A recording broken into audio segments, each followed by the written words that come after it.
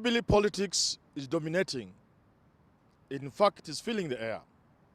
So despite the dangers posed by the coronavirus, despite the challenges from COVID-19, those of us in our industry, in our trade, will be forced to say a thing or two about Jubilee. But before I talk about Jubilee, I want to make some observations, or rather an observation, that might be of interest to William Samoei Ruto. That a good politician does not allow reality to be very far from where they are. A good politician also knows what is possible and what is not possible. An intelligent politician knows what he can move, and if he can move it, how he can move it. So if we apply this to the Jubilee Party politics, then you begin to see there's a mismatch between what I have said and what is happening. I've always said I'm a good citizen. I love our leaders. And because of my love for our leaders, I always offer pro bono advice. I never send a fee note. I want to build on this by looking at Jubilee and looking at the political parties in this country. So what is the reality? When Ababu Namwamba and his team had the delegates to take ODM from Raila, what happened at Kasarani? Men in black appeared, and that was the end of it. End of story. When some chap called Hassan or something like that tried to mess Mudavadi in UDF, Mudavadi just left and UDF is dead. I've never heard of it again. He formed the ANC. When Kibaki left NAC, the original magical NAC that Charity Ngilu stuck with, and Kibaki went to PNU, end of story. William Samoei Ruto, UDM, or something like that. When some army chap thought he could play around with William Ruto, Ruto simply left and formed URP, or went to URP. I've never heard of UADM again. That is a reality of Kenyan politics. And therefore, if you are a politician and you allow reality to roam far away from you, you can only have yourself to blame. So those who are around the deputy president, the deputy Jubilee party leader, trying to tell him he can fight for Jubilee, are not being honest. They are not being good advisors. Allow me to use that word again. I've been hit severally. They are not telling the truth, or they simply are ignorant. Even if you look at the structure of Jubilee, if you look at the party structure, if you look at the party constitution, it was carefully crafted to give all the powers to only two individuals. The Secretary General, Raphael Tuju. Read your own constitution, you renegades. Read your own constitution. You will see the party Secretary General has all the powers you can ever imagine. As indeed it is so. You as Jubilee, you want to fashion yourself along the Communist Party. Look at the Secretary General of the Communist Party. Look at Secretary Generals of many parties. And then, more than the Secretary General, the President, who is the party leader, has all the powers. That is the reality in Jubilee. That the party leader has all the powers, and that the deputy party leader is mentioned only in passing, and that he shall do only that which the party leader tells him to do. So, Kositani, my friend, and the rest of you, what is it you are trying to achieve? What has happened now is simple. Because of your miscalculations and missteps, the game has been taken inside the ring. And now we have two fighters in a ring.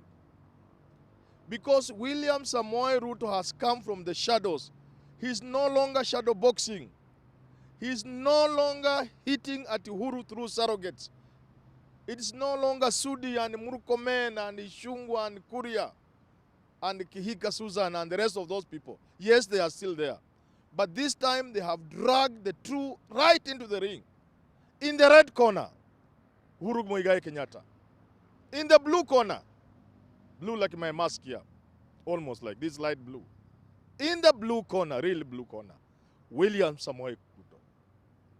Sasa Uhuru na Ruto, nani kali. That is where you have led yourselves into. That the war is now in the ring. And the two of your fellows are now fighting openly. And now this now takes me to what I said. When you have a war of this magnitude now, it does not matter the kind of genius you are. The war will be won on a number of technicalities and a number of issues, on a number of fronts. But you cannot escape the need for generals. Now, when the war starts and you are in Western Kenya, who are your generals if you are in the corner of William Samoei Ruto? Didmas Barasa, very good guy, a friend of mine. Last time we met, he gave me a cock to go and chinja jogo, like a true Luya. Boni Khalwale, another friend of mine. Washali, the one who escaped into a bush when he was trying to call a meeting. When there was another one in Buhungu, and he heard the police were coming, the guy went into some forest, some shrubs. Those are the people you have. They cannot be generals. They cannot fight for you. The way wars are fought, you do it through generals. The way political wars are fought, you cannot win a war in Mount Kenya region when all the heavyweights, Munya, Peter Kenneth, Mutai Kagwe, all the governors, when all the heavyweights are in the red corner supporting their fighter, that fighter will win. In the blue corner, supporting William Samoei Ruto, we have very good friends of mine. Kimani Ichung'wah. On TV, I used to call him Kamau Ichung'wah because he's my friend. Moses Kuria. All these very good people. But in matters of war, they will not help you.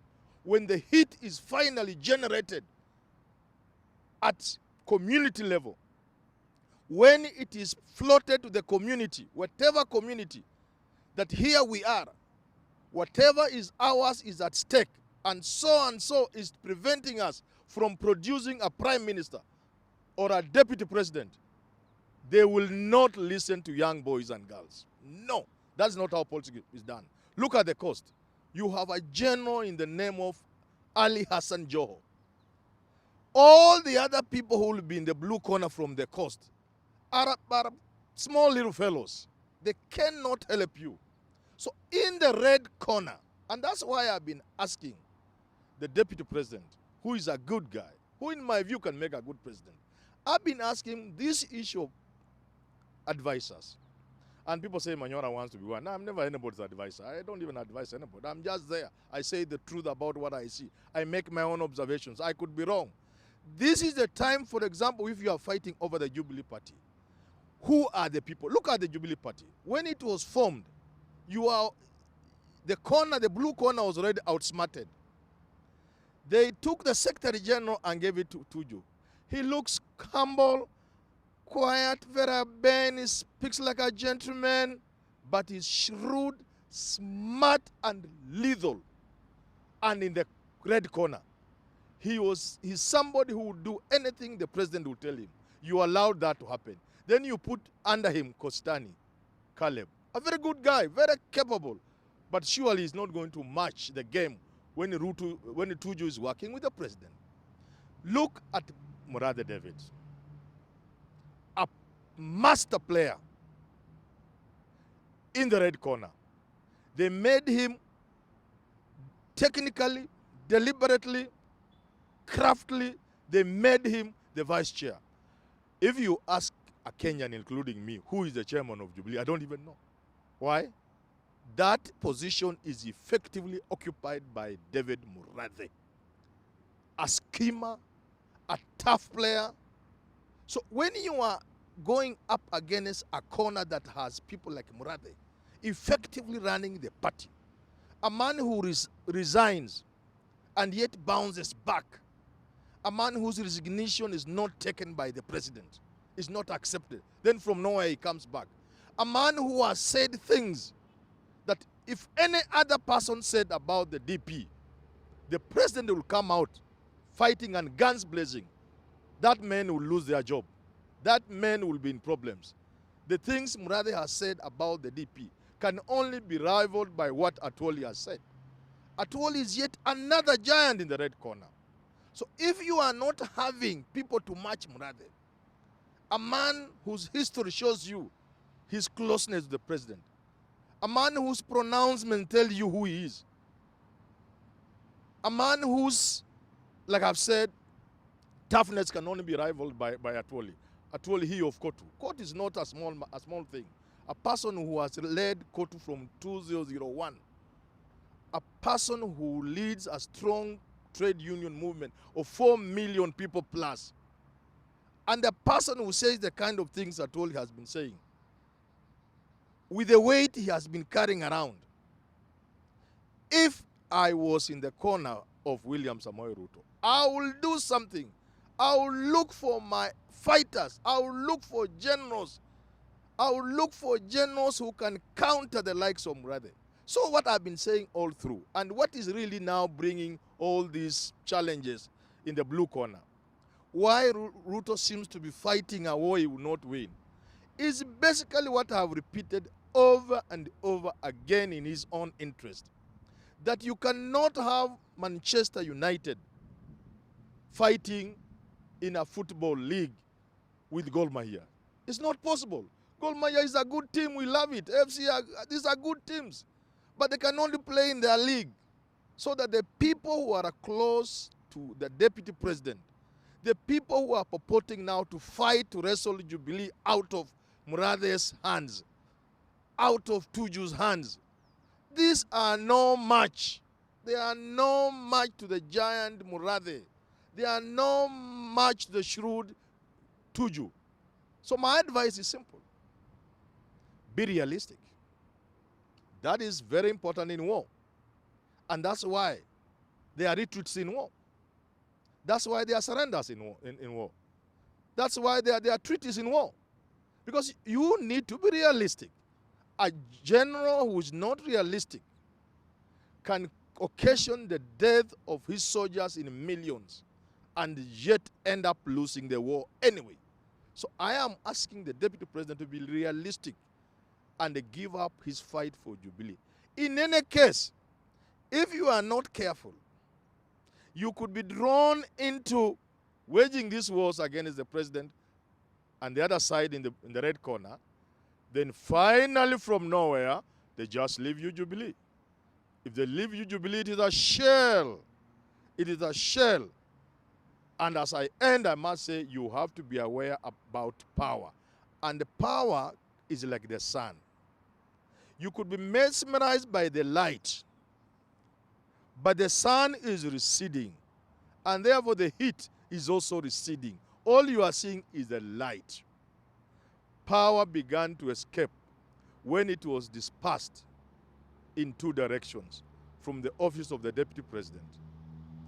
In one direction was governmental power vested in Matiang'i. In the other direction was political power that moved towards Raila Odinga. Now, when you put all these things together, you can understand what's going on in Jubilee. And there will be the need on the part of the blue corner of William Samoei Ruto to go back to the drawing board and say, if we continue hitting and punching, we cannot punch Murathe. We cannot punch Raphael Tuju. We do not have the way to punch Francis Atwoli. We cannot punch Uhuru Muigai Kenyatta. And this war, as it is being played, the gods are watching. The gods of war. Listen to them. They will have advice to you, those in the blue corner.